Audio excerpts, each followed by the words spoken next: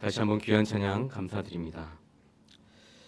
오늘 계속 야고보서를 저희는 보고 있는데요. 오늘은 야고보서 2장에 처음으로 들어가는 날입니다. 2장에 들어가기 앞서서 먼저 1장, 지난 시간까지 나누었던 1장에 대해서 잠시 한번 나누고 들어가도록 하겠습니다. 예수님의 형제였던 야고보는 우리 안에 정말 믿음이 있다면 예수를 바라보는 관점이 바뀌어야 하고 또 동시에 우리의 신분도 바뀌어야 된다라고 말했습니다. 그것이 믿음의 출발입니다. 그리고 하나님께서는 우리에게 믿음을 선물로 값없이 주셨는데 우리는 이 땅에 살아가면서 그 믿음을 제대로 발휘하고 또 발휘시키고 성장시켜야만 한다라고 말했습니다. 왜냐하면 우리가 이 땅에 살아가면서 받게 되는 시험이 두 가지가 있는데 이 첫 번째는 하나님께서 우리에게 주시는 테스트, 믿음의 테스트 시험이고 또 하나는 세상의 많은 유혹의 시험들이라는 것이었습니다. 우리는 이 두 가지 시험의 앞에서 하나님께서 선물로 주신 그 믿음을 제대로 발휘해야지만 우리의 영혼이 사망에 이르지 않고 또 생명의 면류관을 얻을 수 있다라고 말했습니다. 그렇다면 그 믿음은 어떻게 성장시킬 수 있습니까? 첫째로 우리는 하나님 말씀 앞에서 우리의 모든 자아를 내려놓고 또 회개함으로 그 말씀을 속히 듣는 지성이 필요하다라고 말했었죠. 그리고 두 번째로는 우리의 마음의 밭에 이미 많이 심겨진 그 수많은 말들 가운데 우리가 하나님의 말씀만을 우리가 마음으로 품고 그 말씀을 사랑하며 사랑하는 감성이 필요하다라고 말했습니다. 그리고 세 번째는 말씀을 행하는 의지가 우리에게 필요한데 정말 우리의 그 순종하는 그 마음의 순종이 마음에 있는 순종인지 또 내 마음대로 하는 순종인지를 자유롭게 하는 그 온전한 율법을 계속 들여다보며 구별해야 된다라고 말했습니다. 마지막으로 경건에 힘써야 하는데 경건이라 함은 말씀이신 하나님과 또 긍휼을 베푸시는 예수님 또 마지막으로 거룩하고 성결하신 그 성령님의 그 속성을 닮아가는 것이 경건이다라고 말했습니다. 여기까지가 야고보서 1장 내용이었고요. 그러면서 야고보는 이 믿음이라는 것은 그냥 머릿속에 있는 관념적인 것이 아니라 실제적으로 우리들의 삶의 행함으로 드러나야 한다라는 것을 강조했습니다. 즉 믿음과 행함은 각각 다른 것도 아니고 또 분리시켜서 봐야 하는 것도 아니다라는 것이죠. 그런데 오늘부터 살펴볼 야고보서 2장 말씀을 보시면요. 여전히 사람들에게 오해를 받을 만한 구절로 가득 차 있습니다. 야고보는 행함을 강조하고 있다. 야고보는 구원을 받으려면 믿음보다는 행함이 더 중요하다라는 것처럼 들리는 그렇게 말하고 있는 것처럼 들리는 구절들이 굉장히 2장 말씀에 많이 나와 있다는 것이죠. 그 중에 하나가 14절 말씀인데요. 14절 한번 다 함께 보겠습니다. 내 형제들아 만일 사람이 믿음이 있노라 하고 행함이 없으면 무슨 유익이 있으리요? 그 믿음이 능히 구원하겠느냐? 믿음이 능히 너희를 구원하겠느냐? 여러분 이 한 구절만 보더라도 믿음보다는 행함으로 구원받을 수 있다라는 주장처럼 들립니다. 그래서 야고보가 많은 학자들에게 오해를 받게 된 것입니다. 야고보는 오직 믿음으로만 구원받는다라고 말하는 그 이신칭의를 배신했다. 또 카톨릭이 그러는 것처럼 예수 그리스도를 믿는 그 믿음에다가 믿음 플러스 뭔가를 계속 더해야 된다 말하고 있는 것처럼 야고보도 구원을 잘못 이해하고 있다라고 그렇게 오해를 하고 있는 것이죠. 그러나 우리가 지금까지 살펴보았고 또 앞으로도 살펴보겠지만 야고보는 지금 행함으로 구원받는다라고 말하는 것이 절대 아닙니다. 야고보는 지금 믿음으로 구원받지 못한다, 행함으로 구원받는다라고 말하거나 그래 믿음으로 구원받을 수 있지. 그런데 믿음 그것보다 더 중요한 무엇인가가 있다라고 말을 하는 것이 아니라 우리 14절 말씀 다시 한번 띄워주시겠습니까? 14절 말씀 다시 보면 믿음으로 능히 구원을 받겠느냐라고 하는데 그 앞에 그 믿음이 능히 구원하겠느냐라고 나와 있습니다. 그 믿음. 그러니까 야고보가 주장하는 것은요. 우리는 모두 다 믿음으로 구원받는 것 맞습니다. 그런데 너희 유대인들에게 말하는 겁니다. 너희가 말하는 믿음과 또 내가 말하는 믿음, 너희가 말하는 그 믿음이 너희를 구원하겠느냐라고 반문하고 있는 것입니다. 다시 말해서 야고보는 이 유대인들을 향해서 너희가 가지고 있는 그 믿음은 잘못되었다. 그것으로는 구원받을 수 없다라고 이야기하면서 내가 말하는 그 믿음을 좀 들어봐라라고 하는 장면인 것입니다. 야고보가 가지고 있는 그 살아있는 믿음에 대해서 또 말하고 싶은 믿음이 무엇인지, 또 정말 우리에게 가져다주는 구원을 가져다주는 그 구원의 믿음은 무엇인가를 오늘 야고보서 2장에 기록했다라는 것입니다. 그러므로 우리는 오늘 이 야고보서 2장을 통하여서 살아있는 믿음이 무엇인지, 또 우리를 구원하는 믿음이 무엇인지, 또 야고보가 말하고 싶어하는 진정한 믿음은 무엇인지 함께 살펴보고자 합니다. 먼저 첫 번째는요, 야고보가 말하는 살아있는 믿음이란 바로 사람을 배제하지 않는 믿음이라는 것입니다. 우리 1절 말씀을 다시 한번 읽어볼까요? 1절 말씀입니다. 내 형제들아, 영광의 주 곧 우리 주 예수 그리스도에 대한 믿음을 너희가 가졌으니 사람을 차별하여 대하지 말라. 여러분, 우리는 보통 믿음이라고 하면 마치 하나님께만 보여지고 또 하나님을 향해서만, 또 하나님만 사랑하는 것이 믿음이라고 오해하고 착각할 때가 종종 있습니다. 그래서 믿음은 하나님을 향한 것, 하나님께만 보이는 것, 하나님께만 드리는 것이라고 생각할 때가 있다는 것이죠. 그래서 교회에서 우리는 신앙생활 하다 보면 저 사람 참 믿음이 좋다라고 할 때 우리는 흔히 이 사람을 배제한 상태에서 저 사람은 하나님께 정말 예배를 잘 드리고 하나님께 열심히 기도하고 하나님께 찬양하고 하나님께 헌신하고 교회에 정말 오랫동안 머물러 있는 그런 사람들을 보고 저 사람 참 믿음이 좋다라고 이렇게 말할 때가 많다라는 것이죠. 그러나 야고보가 말하는 살아있는 믿음은, 우리를 구원하는 믿음은 사람 앞에서의 그 삶을 배제하거나 사람을 향한 사랑을 배제하지 않는다라는 것을 오늘 말하고 있는 것입니다. 오히려 야고보는 지금 뭐라고 말했습니까? 1절을 보시니까 너희가 우리 주 예수 그리스도에 대한 무엇을 가졌다고 말합니까? 믿음을 가졌으니, 믿음을 강조하고 있는 것입니다. 믿음을 너희가 가졌으니 너희는 사람을 차별하여 대하면 안 된다라고 말하고 있는 것입니다. 여러분, 행함을 강조하는 것 같습니까? 믿음을 강조하는 것 같습니까? 믿음을 강조하는 것입니다. 너희가 믿음을 가졌으니 사람을 차별하면 안 된다라는 것이죠. 2절 말씀에 나와 있는 2절 말씀에 보시면 가난한 사람과 또 금가락지 끼고 아름다운 옷을 입은 사람이 나옵니다. 야고보는 유대인들에게 너희가 금가락지 끼고 온 사람에게는 호의를 베풀면서 또 가난한 사람에게는 내 발등상 아래에 앉으라고 한다면 그것이 악한 생각으로 판단하는 것이 아니냐라고 말하면서, 야고보가 지금 말하고 있는 가난한 사람이란 결국 가난하신 분으로서 우리를 부요케 하셨던 예수 그리스도를 너희가 어떻게 대하느냐, 지금도 우리가 그 예수를 어떻게 대하고 있는가를 보여주는 척도라는 것입니다. 그리고 또한 8절과 9절 말씀을 함께 보겠습니다. 너희가 만일 성경에 기록된 대로 내 이웃 사랑하기를 내 몸과 같이 하라 하신 이 최고의 법을 지키면 잘하는 것이거니와. 여기까지만 보겠습니다. 여러분, 이웃을 사랑하는 것이 어떻게 최고의 법이라고 말할 수 있을까요? 하나님을 사랑을 제쳐둔 채 이웃을 사랑하는 것이 어떻게 최고의 법이라고 말할까요? 성경에서 8절 말씀해 보시면 너희가 만일 성경에 기록된 대로 내 이웃 사랑하기를 내 몸과 같이 하라 하신 이 최고의 법을 지키면 이라고 나와 있습니다. 어떻게 이웃 사랑하는 법이 최고의 법일 수 있을까요? 9절 말씀 이어서 보면 만일 너희가 사람을 차별하면 죄를 짓는 것이다 라고 나와 있죠. 이것을 해결하기 위해서는요, 이웃 사랑하는 것이 최고의 법이 될 수 있는 것, 이것을 우리가 해결하기 위해서는 마태복음 22장으로 가봐야 됩니다. 22장 36절부터 40절을 제가 준비했습니다. 함께 보시죠. 선생님, 율법 중에서 어느 계명이 크니까? 주 너의 하나님을 사랑하라. 이것이 크고 첫째 되는 계명이다 라고 말씀하시죠. 여기까지만 보면 우리는 믿음이라고 하는 것은 내 하나님을 목숨을 다해 하나님을 향한 사랑하는 것, 이것이 가장 큰 계명이라고 생각합니다.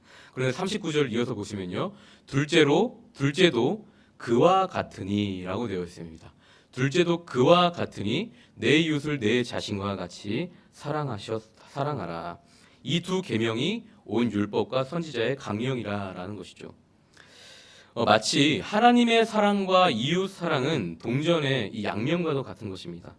하나님의 사랑이 동전 앞면이라면 그 뒷면에는 아무것도 없는 것이 아니라 바로 이웃 사랑이 있다는 것이죠. 즉 두 계명이 다 중요하다라는 것이고 뗄래야 뗄 수 없는 하나와 같은 율법이라는 것입니다. 정리하면 여러분 최고의 율법은 무엇입니까? 하나님을 목숨을 다해 사랑하는 것입니다. 그런데 동시에 이와 같이 또 그와 같이 똑같이 이웃도 사랑하고 있는 이 뒷면이 있어야 된다라는 것이죠. 하나님을 사랑하는 것, 또 고스란히 이웃을 사랑하는 것으로 드러나는 것. 그래서 하나님 사랑과 이웃 사랑을 뗄래야 뗄 수 없는 것이고 두 가지가 함께 가는 것이다라는 것이죠. 너희가 이웃을 사랑한다라는 것은 하나님을 사랑하는 크고 첫째 되는 계명을 지키고 있다라는 척도가 되는 것입니다. 사랑하는 성도 여러분, 오늘 야고보가 유대인들을 향해서 너희들이 정말 교회 열심히 다니고 예배 잘 지키고 봉사 열심히 하고 헌금 많이 하고 그런데 너희가 이웃을 함부로 하고 있는 너희들의 믿음은 틀렸다라고 하는 그 말이 결코 우리들에게 적용되지 않기를 소망합니다. 살아있는 믿음이란 하나님 앞에서 우리가 살듯이 사랑 앞에서도 살아가는 것임을 다시 한번 되새기며 이 최고의 율법을 반쪽만 지키는 것이 아니라 둘 다 지킴으로 완성된 율법을 지키시는 우리 모두가 되기를 주님의 이름으로 축복합니다. 두 번째입니다. 야고보가 말하고 있는 살아있는 믿음은요, 바로 율법을 배제하지 않는다라는 것입니다. 첫 번째는 사람을 배제하지 않는다. 두 번째는 율법을 배제하지 않는다라는 것입니다. 우리 12절 말씀을 함께 보시겠습니다. 너희는 자유의 율법대로 심판받을 자처럼 말도 하고 행하기도 하라. 율법대로 심판받을 자처럼. 그러니까 우리를 심판하는 것은 바로 율법이다라고 야고보가 말하고 있는 것입니다. 믿음이 우리를 구원한다라고 말하는 것이 아니라 우리를 심판하는 것은 율법이다라고 하면서 또 이렇게 오해를 불어일으킬 만한 말을 하고 있다라는 것이죠. 우리는 흔히 믿음이라고 하면요, 이 율법을 버려야 되는 것처럼 또 율법을 가르치고 있는 구약 성경은 없어도 되는 것처럼 생각하면서 살아갈 때가 많습니다. 그래서 율법이라고 이야기하면은 율법주의자들을 많이 떠올리곤 합니다. 이 복음은 믿음으로 구원받은 자가 왜 율법을 들여다보고 있느냐라고 말하면서 우리는 믿음하면은 율법을 버려야 되는 것처럼 그리고 율법을 바라보면 잘못된 것처럼 생각할 때가 있다는 것이죠. 그러나 오늘 야고보는 오늘 우리에게 무엇이라고 말합니까? 살아있는 믿음이란, 우리를 구원하는 믿음이란 결코 율법을 버리지 않고 율법을 배제하지 않는다라고 말하고 있습니다. 그러면 여러분, 우리는 율법으로 과연 구원을 받을 수 있을까요? 당연히 아니죠. 우리는 믿음으로 구원을 받을 수 있습니다. 그런데도 불구하고 야고보는 왜 계속해서 이 오해될 만한 소지가 있는 이 율법에 대해서 이렇게 강조하고 있는 것일까요? 12절 말씀을 다시 한번 보시면요, 이런 말이 있습니다. 너희는 자유의 율법대로 심판받을 자처럼. 율법대로라고 말했지만 그 앞에 보시면 자유의 율법, 자유라는 말이 나오고 있습니다. 그리고 야고보서 1장 25절도 한번 보시겠습니다. 자유롭게 하는 온전한 율법, 그 율법을 들여다보고 있는 자는 잊어버린 자가 아니요 실천하는 자다라고 나와 있죠. 우리가 여기서 말하는 이 율법을, 야고보가 말하는 율법을 잘 이해해야 하는데 그러기 위해서는 율법과 자유의 상관관계를 잘 이해해야 합니다. 하나님께서는요, 우리 인간을 창조하실 때 이 소중한 두 가지를 우리에게 선물로 주셨다고 합니다. 허락하셨다고 합니다. 첫 번째는 하나님의 생기, 하나님의 영입니다. 그래서 우리 인간은 이 하나님의 영과 영이 통하는 그런 관계, 존재라는 것이죠. 두 번째로 더 소중한 것이 있는데 바로 자유입니다. 하나님께서는 그래서 우리에게 너희들은 나의 피조물로 만들긴 했지만 노예 같은 피조물로 만드시지 않고 우리를 하나님의 자녀로 삼아주시면서 우리를 참 자유하게 만드셨다라는 것이죠. 그래서 우리 기독교에 있어서 우리 사람들에게 자유가 있다라는 것이 얼마나 소중한 가치이고 소중한 것인지 모릅니다. 그런데 여러분, 자유가 있다 보면요, 서로 충돌하기 마련입니다. 나의 자유와 너의 자유가 서로 공존하다 보면요, 서로 부딪히기 마련입니다. 내 마음대로 살고 또 너 마음대로 살고 충돌할 수밖에 없겠죠. 그래서 이 자유함을 방해할 때가 생긴다라는 것입니다. 그래서 하나님이 어떤 것을 만들어 주셨는가 하면 자유할 수 있는 진짜 길, 진정한 그 법, 그 룰을 만들어 주셨는데 내 자유도 지키고 또 상대방 자유도 지켜주면서 정말 우리가 그 안에서 참된 자유를 누릴 수 있는 길과 법, 그 룰을 만들어 주셨는데 그것이 바로 하나님의 말씀인 율법이라는 것입니다. 즉 하나님이 율법을 우리에게 주신 까닭은 율법을 우리가 지켜야지만 우리가 자유할 수 있기 때문입니다. 근데 우리가 잘못 생각할 때가 많습니다. 율법을 우리가 생각할 때는 속박, 또 구속, 또 부자유로 오해하고 자꾸 그 율법에서 벗어나려고 한다라는 것이죠. 그런데 아닙니다. 우리가 율법을 벗어나면 벗어나 버릴수록 우리는 더 부자유하게 되고 또 오히려 죄를 더 짓게 되고 타락하게 된다는 것이죠. 신약 성경에 이런 말씀이 있죠. 수고하고 무거운 짐진 자들아 다 내게로 오라. 내가 너희를 쉬게 하리라 하면서 또 이어서 뭐라고 말씀하시죠? 내 멍에를 메우고 내게 배우라라고 말씀하시죠. 내 멍에를 메우고 내게 배우라. 이 말씀은 어떻게 보면 참 역설적입니다. 내 멍에를 메면 예수님의 멍에를 메면 무겁고 또 앞으로 더 전진하기 쉽지 않습니다. 그냥 끌려다닐 뿐입니다.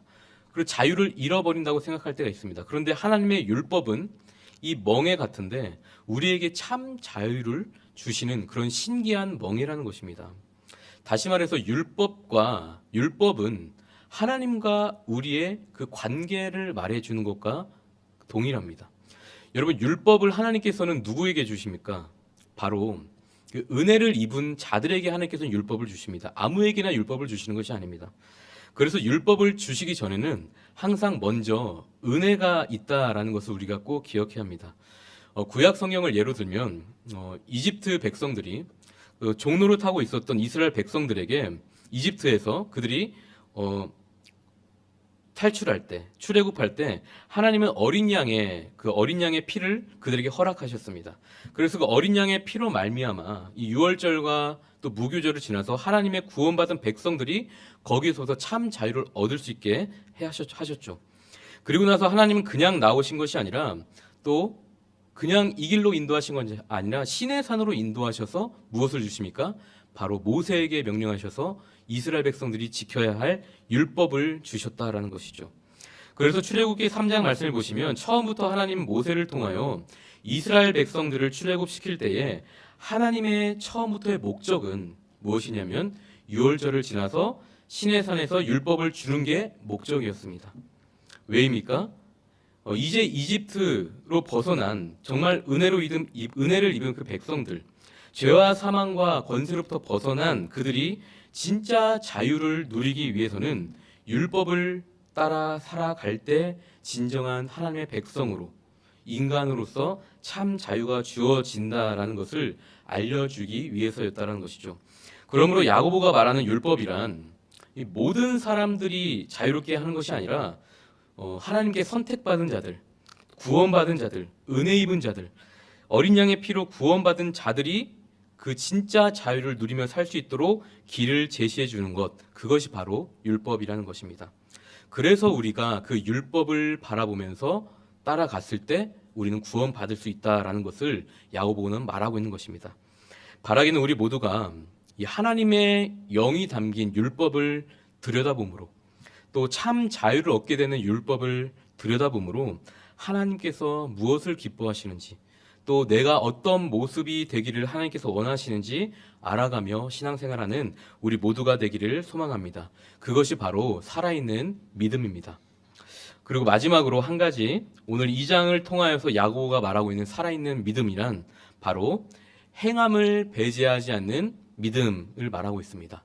아까 초반에도 말씀드렸지만 14절을 다시 한번 보겠습니다. 내 형제들아 만일 사람이 믿음이 있노라 하고 행함이 없으면 무슨 유익이 있으리요? 그 믿음이 능히 구원하겠느냐라고 말하면서 그가 행함에 대해서 강조하고 있는 것처럼 말을 또 하고 있습니다. 아까도 나눴지만 여전히 야고보는 오해의 소지가 다분히 있음에도 불구하고 이 행함을 강조하고 있는 것처럼 보이는 말을 합니다. 그런데 여러분 야고보가 말하고 있는 이 행함의 정의를 우리가 자세히 살펴볼 필요가 있습니다. 14절 말씀을 다시 보시면요. 네 안에 믿음이 있다면 이라고 말하죠. 네 안에 믿음이 있다면 그 다음에 무엇이 나타난다는 것이요? 당연히 행함이 나타난다라는 것입니다. 그러니까 야고보가 말하는 행함이란 우리에게 구원을 가져다주는 믿음은 바로 행함이 있다.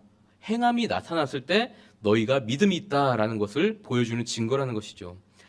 다시 말해서 너희가 진짜 믿음이 있으면 그 믿음이 행함이라는 것을 통해서 그것이 믿음이 있는 사람이다라는 그 증거가 된다라는 것입니다.